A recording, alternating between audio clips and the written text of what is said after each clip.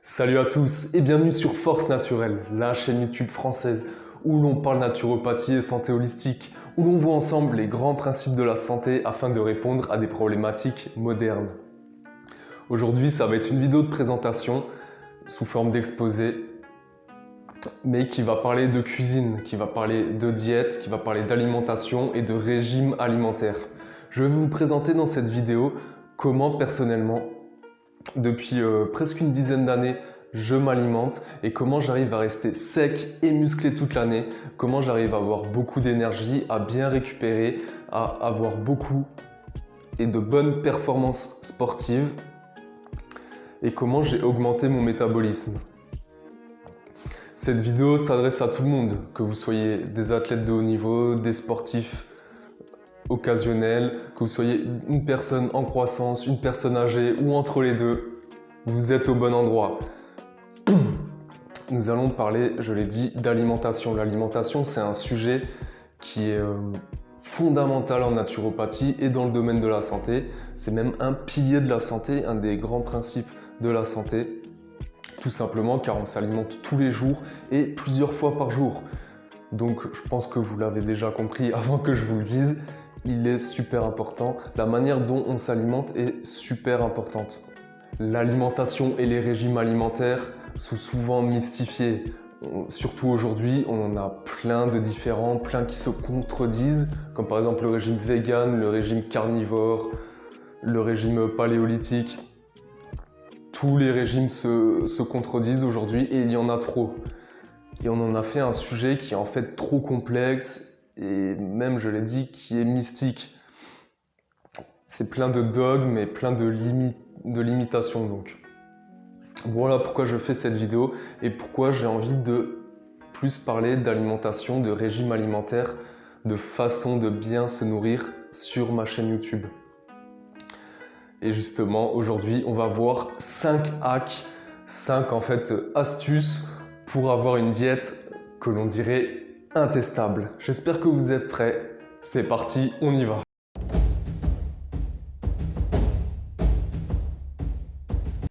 Alors nous allons commencer par la première astuce, à savoir réguler et contrôler sa glycémie. C'est très important de contrôler sa glycémie car toute l'énergie du corps et tout le métabolisme va en découler. Alors la glycémie, qu'est-ce que c'est? C'est en fait le taux de glucose que nous avons dans le sang. Il faut savoir que lorsqu'on digère un aliment, les différents nutriments, donc après la digestion, vont se retrouver dans le sang et vont être acheminés jusqu'aux cellules. Et plusieurs hormones, donc dans le cas du sucre, plusieurs hormones vont réguler ce taux et vont permettre de le contrôler, de l'équilibrer. Car le corps, je le rappelle, va toujours chercher un point d'équilibre. C'est ce que l'on appelle l'homéostasie. Dans le cas du glucose, ça va être l'insuline, la principale hormone qui va réguler ce taux. Donc l'insuline, qu'est-ce qu'elle va faire? Elle va permettre au sucre, donc au glucose, oui, de rentrer dans les cellules. Et les cellules vont ensuite utiliser ce sucre pour créer de l'énergie sous forme de l'ATP. Il faut savoir que dans la nature et qu'au cours de l'évolution de l'humanité, l'être humain a plutôt eu tendance à être en mode survie qu'à être en abondance de nourriture. Voilà pourquoi nous avons plutôt tendance à faire du stock, à vraiment faire des réserves sur les aliments que nous mangeons. Voilà pourquoi il est important de faire attention à ce que l'on mange et de ne pas manger ce que l'on appelle des aliments à sucre simple ou à calories vides. Donc par exemple tout ce qui va être barres chocolatées, tout ce qui va être à chaque fois en fait qu'on va trouver du sucre simple, du sucre rapide, il faut s'en méfier car on va avoir donc au niveau hormonal, on va avoir un pic donc glycémique, donc à savoir un gros taux de concentration de glucose dans le sang et il va s'en suivre naturellement un gros pic de glycémie qui va donc permettre de réguler ce taux qui, je le rappelle, va devoir être équilibré. Donc le corps, pour équilibrer tout cela, va sécréter de l'insuline, faire rentrer le sucre dans les cellules. Mais les cellules, elles vont au bout d'un moment être saturées en sucre. On va utiliser toute l'énergie elles vont fabriquer toute l'énergie possible avec, et au bout d'un moment, elles vont en avoir trop. Donc qu'est-ce qu'on va faire? Le corps, en fait, a été conçu pour stocker cette énergie sous forme de graisse pour pouvoir s'en servir dans le futur. Voilà d'où vient une grande partie de notre surcharge pondérale, donc de la graisse que certaines personnes ont. C'est en fait des réserves qui sont principalement causées par des pics glycémiques et des pics d'insuline. C'est quelque chose qu'on veut éviter, car comme je l'ai dit, ça peut être important lorsqu'on est en mode survie dans la nature, mais aujourd'hui, on a une abondance de nourriture. Je parle pour la plupart des gens, nous sommes vraiment en abondance de nourriture et nous n'avons plus à nous soucier de faire des réserves importantes. Voilà pourquoi on va éviter, donc d'une part, je l'ai dit, les aliments à calories vides et les aliments à sucre simple, car ils vont nous mettre une trop grosse décharge de sucre rapide et on va pas être en mesure en fait d'utiliser ce sucre tout de suite et on va le stocker. Et puis l'autre point important, c'est que lorsque l'on va faire un pic glycémique et donc un pic d'insuline, et ben ensuite on va couper, en fait on va réduire très fortement le taux de glucose dans le sang. Donc on va avoir beaucoup d'énergie et tout d'un coup on va avoir un crash d'énergie. Et on va ensuite vouloir de nouveau du sucre. Notre corps va réclamer du sucre car il va vouloir plus d'énergie et c'est un cercle vicieux et on va être dans le mal. Et on va rechercher du sucre. Et comme je l'ai dit, c'est un cercle vicieux qui va à terme nous faire prendre beaucoup de poids et puis ruiner complètement notre métabolisme. Pensez à votre métabolisme comme une machine en fait que l'on entretient. Si on lui donne tout le temps du mauvais carburant, si on n'en prend pas soin, et à terme il va être moins fonctionnel et puis il va en résulter donc plein de problèmes, que ce soit au niveau de l'énergie et même plus tard au niveau, lorsqu'on va vieillir, on va développer plus de maladies, notamment des maladies chroniques. Et justement le troisième point avec cette histoire de glycémie et d'insuline, c'est lorsque l'on va constamment, donc tout le temps au cours de la journée, apporter trop de sucre à nos cellules, et bien ces cellules vont à terme développer ce qu'on appelle une insulinorésistance. Je pense que vous connaissez ce terme maintenant, c'est quelque chose qui est assez connu et c'est complètement logique. Comme je vous l'ai dit, on va pas entretenir en fait ou très mal entretenir justement nos cellules et à terme on va les désensibiliser à l'insuline. Et elles vont être feignantes en fait. Elles vont être feignantes et puis à terme elles vont être moins efficientes et on va être incapable de contrôler notre glycémie. Et il va en résulter des symptômes de prédiabète et à terme du diabète de type 2, qui est, je le rappelle, aussi précurseur de beaucoup d'autres maladies civilisationnelles. Voilà pourquoi le premier point dont je voulais vous parler est la glycémie. Donc comment on contrôle la glycémie? Je vous l'ai dit, en évitant tout d'abord tout ce qui va être aliments transformés, aliments trop transformés et à calories vides. Donc tout ce qui est bonbons, barres chocolatées, même tout ce qui est plats préparés de l'industrie, tout ce qui va être fast-food. Tout ça on oublie. On oublie ou vraiment on va voir par la suite très épisodiquement. Un autre point important pour contrôler sa glycémie est lorsque l'on va choisir des aliments qui vont nous rapporter une source de glucides, eh bien nous allons consommer des aliments que nous qualifions à index glycémique bas, à IG bas. Ça aussi, je pense que maintenant vous connaissez ce terme, mais pour vous l'expliquer très brièvement, un index glycémique bas va en fait permettre, donc non pas comme je vous l'ai décrit tout à l'heure, un pic glycémique qui va être suivi par un pic d'insuline, mais en fait, si vous voulez, pour faire simple, on va avoir une digestion plus lente et la glycémie va être plus lente mais plus constante dans le temps. Ce qui va nous permettre d'avoir un niveau d'énergie équilibré et sur la durée. C'est ce que l'on recherche. Pour citer quelques aliments à index glycémique bas, on peut parler tout d'abord des céréales complètes, donc du riz complet, de l'épeautre, du petit épeautre, à opposer aux céréales blancs, aux céréales raffinées, comme du riz blanc, du blé. On va aussi éviter tout ce qui va être farine, car plus un aliment est réduit en farine, plus son index glycémique va augmenter. Il y a aussi tout ce qui va être légumes racines, donc tout ce qui est courges, patates douces, ça aussi ça va être super intéressant pour avoir un index glycémique bas. On peut aussi parler de l'horaire à laquelle on va manger. Le matin, je vous conseille de consommer des aliments plutôt riches en protéines et en graisses, et très peu en fait de glucides, car le matin le corps préfère, on a remarqué que le corps préférait le matin de la protéine et de la graisse pour tenir toute la matinée. Et si vous devez prendre du glucide, eh bien ça va seulement être d'une part soit en prévision d'une activité physique, et encore ce n'est pas obligatoire, et également on a remarqué que c'était préférable d'en consommer vers 17-18 heures. Donc le fameux 4 heures en fait, le goûter. Si vous devez consommer des aliments sucrés, et encore une fois un index glycémique bas, donc même si c'est des bananes, des dattes, eh bien je vous conseille d'en consommer plus le soir et surtout pas le matin.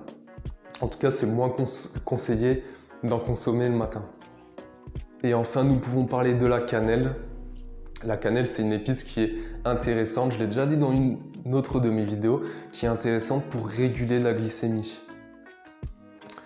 Voilà pour les différents conseils sur la glycémie. Et nous allons maintenant parler du deuxième conseil. Le deuxième conseil va être de veiller à son ratio de macroprotéines.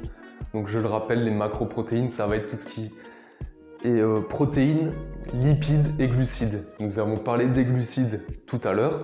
Donc d'une manière générale, moi je vous conseille de réduire votre consommation de glucides. Aujourd'hui, on a trop tendance, surtout dans les pays occidentaux, à consommer trop de glucides. Donc trop de céréales et trop de sucre simple. Déjà, comme je vous l'ai dit tout à l'heure, il faut couper les aliments à calories vides, réduire très fortement tout ce qui va être sucre simple et consommer plutôt des aliments à index glycémique bas. Voilà pour les glucides.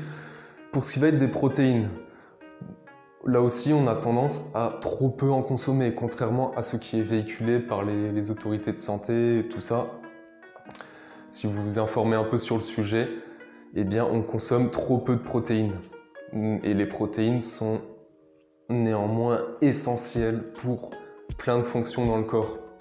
Ça va du rôle, le rôle bien connu de construction musculaire, mais les protéines sont également essentielles pour l'immunité, elles ont un rôle hormonal, donc on crée beaucoup, même énormément de neurotransmetteurs à base de protéines. Et les protéines ont un rôle de transport, de communication dans l'organisme. C'est vraiment quelque chose qui est essentiel. Et encore plus essentiel lorsque l'on va vieillir. Donc je vous conseille de faire attention à votre taux de protéines et vous renseigner sur le sujet. Et enfin le troisième nutriment, nous allons parler des lipides. Là aussi les lipides, on a tendance à trop peu en consommer. Et lorsqu'on en consomme, ça va être des lipides complètement néfastes pour la santé. Alors déjà si vous consommez des huiles hydrogénées, arrêtez tout de suite. Si vous avez une bouteille d'huile qui est dans du plastique, vous pouvez la jeter. Pareil pour tout ce qui va être margarine, tout ça c'est de la saloperie. Je vous conseille vraiment de jeter. Prenez toujours des huiles de première pression à froid et n'ayez pas peur de consommer des graisses animales si elles sont de bonne qualité. Lorsque vous pensez aux lipides, pensez donc à la structure de vos cellules. Donc toutes vos cellules ont une bicouche lipidique. Votre cerveau est consommé en grande partie de graisse, donc la santé du cerveau. Votre système neuronal aussi. On a énormément donc les fameuses gaines de myéline. Donc c'est en fait une couche de graisse qui est autour des neurones qui a un rôle d'isolant. Et les lipides sont également essentiels pour leur rôle hormonal.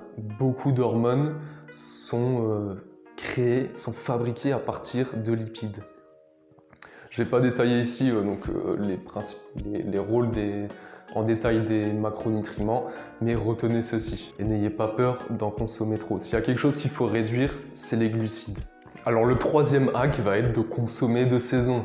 Pourquoi consommer de saison? Tout simplement parce que la nature est bien faite et la nature nous apporte tout ce dont nous avons besoin. Alors ce n'est pas quelque chose de hippie wouhou que je vous dis, c'est quelque chose de complètement sensé.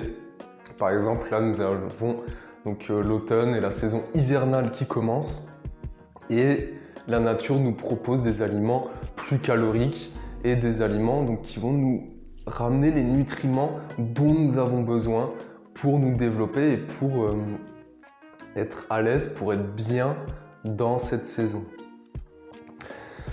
Consommer de saison permet également, donc c'est plus économique et on va consommer local, donc on va soutenir des producteurs locaux.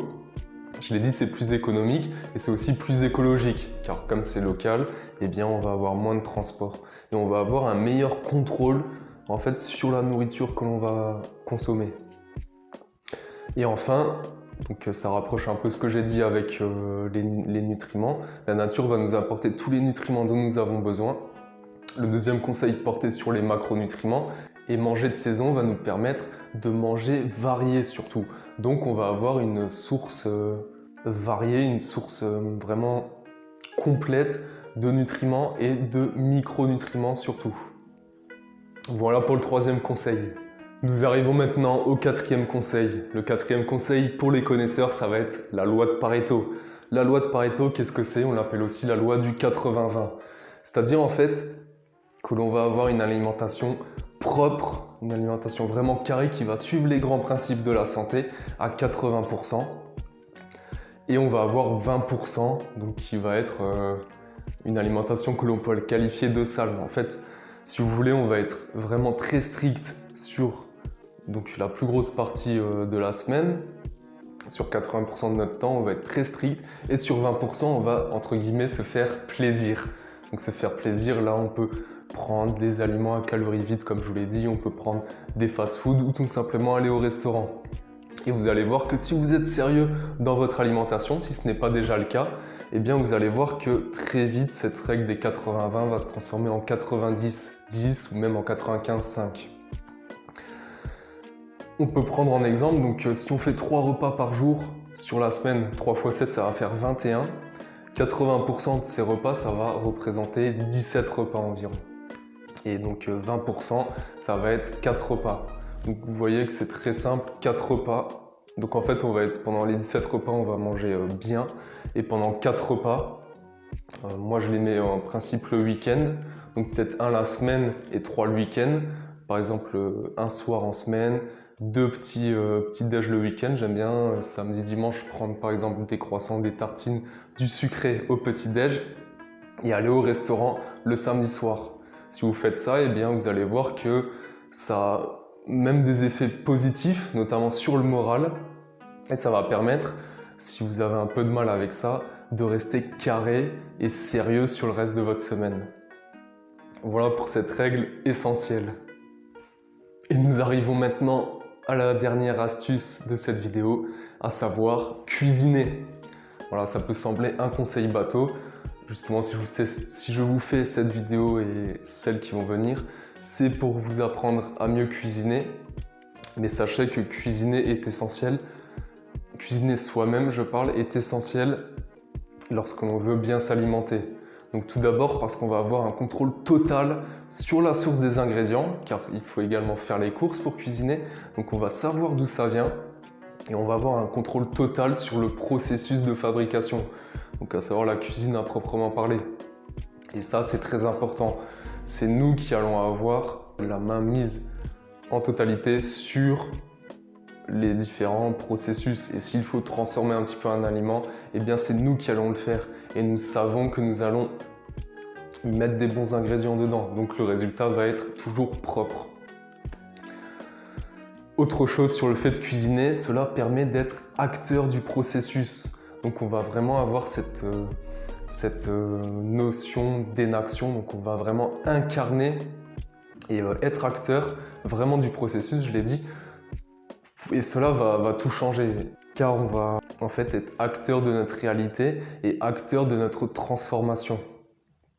Et enfin, si on fait ça, eh bien ça va nous permettre d'apprendre et de comprendre. Et d'avoir une autre chose aussi, c'est d'avoir un réel feedback. Donc un feedback, c'est en fait un retour sur ce que l'on mange. Si on fait, c'est nous qui allons le faire, c'est nous qui allons digérer, c'est nous qui allons ensuite expulser, et c'est nous qui allons avoir l'énergie ou avoir ce bien-être ou au contraire ce mal-être, et on va pouvoir réagir et s'adapter. Voilà pour cette vidéo. Vous avez dû remarquer que le format est un peu différent, la vidéo est un peu plus courte. J'essaye de m'adapter, de tester des nouvelles choses. N'hésitez pas à me faire un retour si vous pensez que c'est bien, pas bien. Si vous avez des suggestions, je serai très heureux de lire vos retours et de vous répondre et de m'adapter. Cette vidéo touche à sa fin. N'hésitez pas à mettre un like, n'hésitez pas à commenter la vidéo. Justement, faites-moi un petit retour, faites-moi savoir si ça vous a plu, déplu, si vous voyez des axes d'amélioration. Si vous avez également des questions sur ce sujet ou un autre, je me ferai un plaisir de vous répondre. Je vous invite également à partager cette vidéo à une de vos connaissances, un proche, une personne qui est dans le besoin ou sur les réseaux sociaux, si vous estimez que cette vidéo est intéressante bien sûr et qu'elle peut aider quelqu'un. Et enfin, je vous invite à vous abonner à la chaîne. Cela me montrera votre soutien et votre intérêt. J'espère encore une fois que cette vidéo vous aura plu. Je vous donne rendez-vous dans une quinzaine de jours pour une nouvelle vidéo et d'ici là, je vous dis force et vitalité!